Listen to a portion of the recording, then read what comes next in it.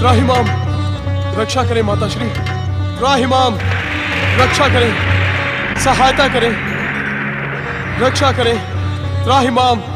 देवी माता अदिति, देखिए, देखिए अपने पुत्र स्वर्गाधिपति देवराज इंद्र की दुर्दशा देखिए। तारकासुर ने अपनी विशाल सेना की सहायता से हम देवताओं को स्वर्ग से पलायन करने को विवश कर दिया। उसकी वरदानी, मारक और विध्वंसक दैत्य शक्ति के सम्मुख हम देवताओं की भारी पराजय हुई है। हमारे उद्धार का उपाय करें, हमारी रक्षा करें। स्वर्ग पर दैत्यों का अधिकार हो जाने से संसार में भयानक संकट उत्पन्न होगा। अपनी देव सेना और स्वर्गाधिपति होने के अभिमान में तूने सदा दैत्यों के साथ अन्याय और छल किया है। उसका उचित दंड दिया है मेरे पौत्र स्वर्गाधिपति तारकासुर ने।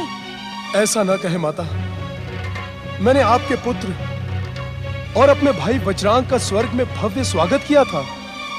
वो स्वागत नहीं था दुष्ट, अपितु तेरी बिछाई हुई बिसात पर मेरा मूर्ख पुत्र वज्रांग चला गया था। तारकासुर मूर्ख नहीं है। तारकासुर का जन्म ही अचेत दैत्य जाति का तारण करने के लिए हुआ है।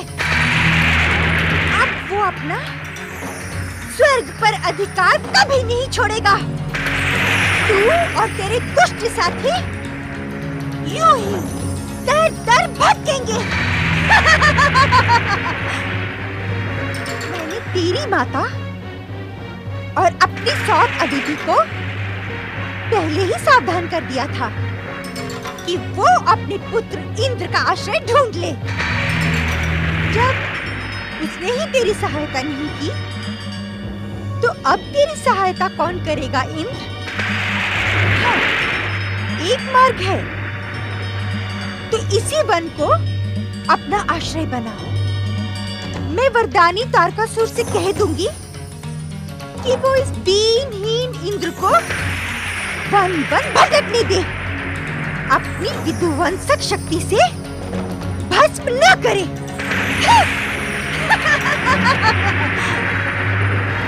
पुत्र, इस संकट का निवारण इस संसार में मात्र परम देव विघ्नहर्ता श्री महागणेश की आराधना से ही संभव हो सकता है। परम देव श्री महागणेश की आराधना का परामर्श देवर्षि नारद ने भी मुझे दिया था। तो नारद का परामर्श मान लिया होता और वहीं कहीं बैठकर श्री महागणेश की आराधना प्रारंभ कर दी होती। यहाँ आने की क्या आवश्यकता थी? पाखंडी ऋषि, तुम्हें मेरे पात्र स्वर्गाधिपति तारकासुर के दिव्य वरदानों का ज्ञान नहीं? उसे शिव पुत्र के अतिरिक्त संसार की कोई भी शक्ति समाप्त नहीं कर सकती। तेरे आराध्य विघ्नेश्वर श्री महागणेश भी नहीं। दीदी, तुम पति, बहन और बहन के पुत्र के प्रति सारे कर्तव्य भूल चुके हो। अहंकार ने तुम्हारा सर्वनाश कर दिया है। तुम शिष्टता की सारी सीमाएं लांघ चुकी हो। मेरी तप शक्ति इसी क्षण तुम्हें भस्म कर सकती है दीदी। ये आप क्या कह रहे हैं स्वामी? अपने क्रोध का त्याग करें। क्रोध तो विनाश का लक्षण है। ये शिक्षा आपने स्वयं ही मुझे दी है। दीदी को शापित करके आप अपनी तप शक्ति को क्षीण ही करेंगे। इन्हें क्षमा कर दे ऋषिवर। अपने क्रोध का त्याग करें ऋषिवर। तुम एक ऋषि नहीं, महर्षि कहलाने के योग्य हो देवी अदिति। तुम्हारा धैर्य आदरणीय है, अनुकरणीय है, किंतु इससे कहो इसी क्षण इस आश्रम को त्याग दे, हमें अपने कर्तव्यों का पालन करने दे। सावधान, सावधान पाखंडी ऋषि। यदि तुमने मुझे आश्रम त्यागने का आदेश दिया, तो मेरा पौत्र तारकासुर अपनी विध्वंसक शक्ति से इस संपूर्ण पृथ्वी लोक को विध्वंस कर देगा। ऐसा भयानक सर्वनाश होगा जिसकी तुमने कल्पना भी नहीं की होगी। अहंकारी दिति, क्या मैं तुझे शाप देता हूं? शाप! आपको मेरी सौगंध ऋषिवर, दीदी को शापित करके आप अपनी तप शक्ति नष्ट ना करें। देवी अदिति, आप मुझे सौगंध न दें। यदि आज इस दुष्टा को मैं दंड नहीं दूं, तो भविष्य मुझे भीरु कश्यप कहकर पुकारेगा। आप अपनी सौगंध वापस ले ले देवी अदिति, आप अपनी सौगंध लौटा ले देवी अदिति। नहीं ऋषिवर नहीं, आप तो कहते हैं कि जीवन भविष्य की कल्पना में नहीं, अभी तो वर्तमान की कर्तव्य परायणता से जिया जाता है। भविष्य जो कहेगा उसे कहने दे, किंतु दीदी को क्षमा कर दे, दीदी को क्षमा कर दे ऋषिवर। ये पाखंडी मुझे क्या क्षमा करेगा? आज मैं इसे क्षमा करती हूँ, किंतु आज के पश्चात यदि इसने मेरे आश्रम त्यागने का विचार भी किया, तो मेरा क्रोध सब कुछ भस्म कर देगा। इस आश्रम पर मेरा भी समान अधिकार है, समान।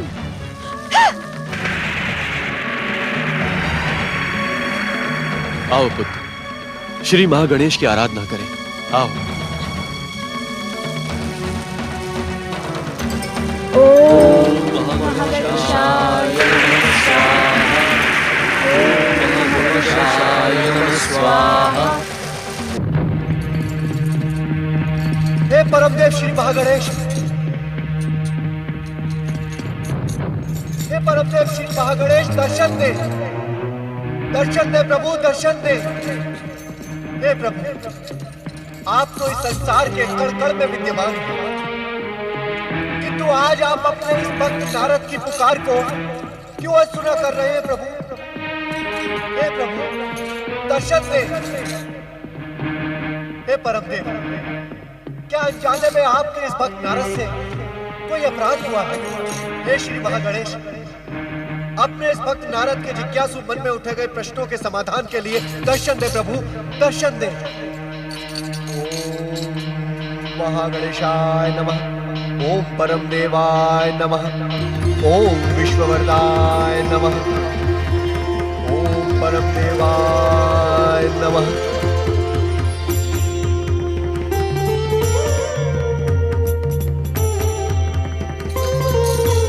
जिज्ञासु देवर्षि, ऐसा कौन सा प्रश्न है जो आपके मन को उद्विग्न कर रहा है?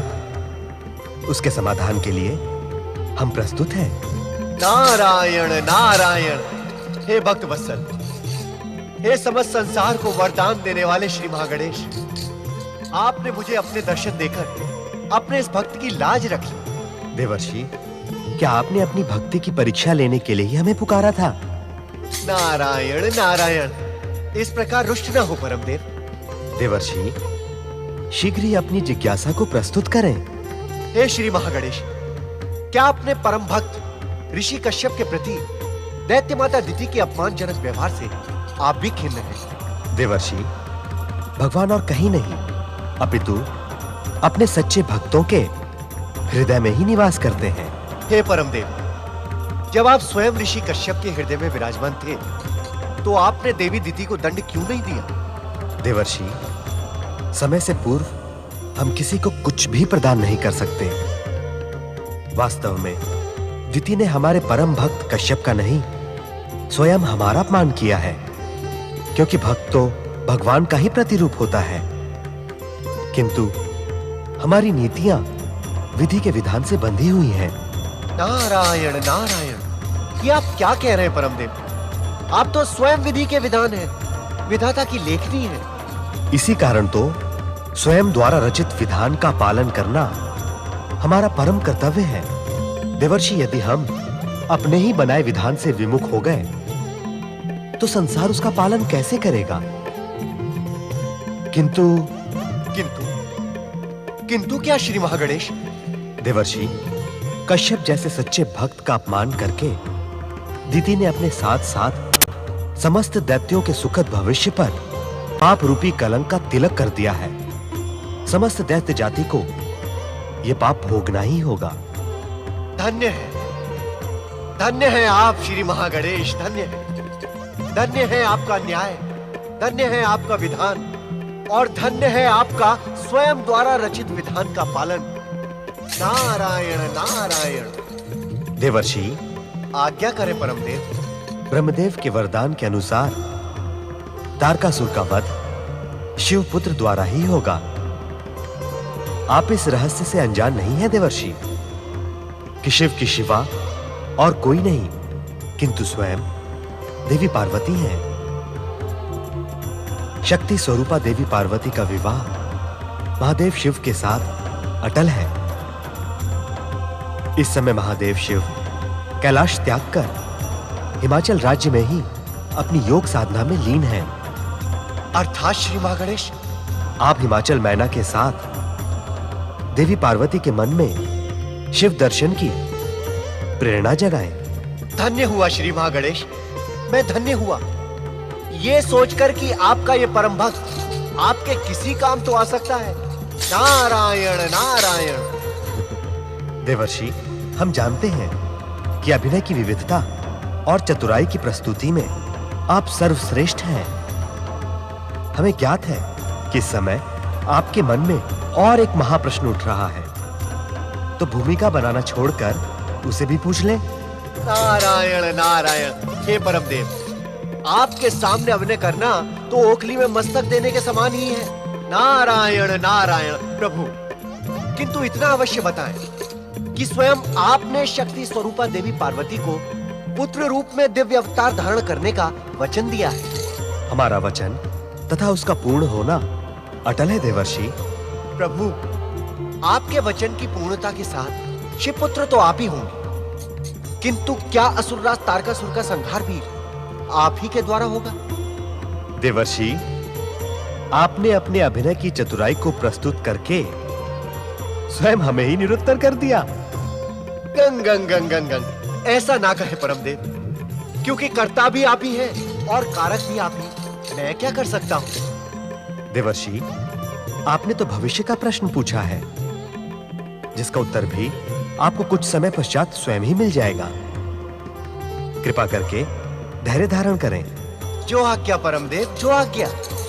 जिज्ञासु देवर्षि, आपके कार्यों का निर्धारण हो गया है।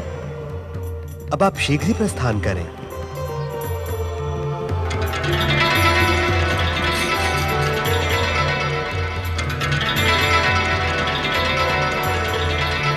ओम नमः शिवाय।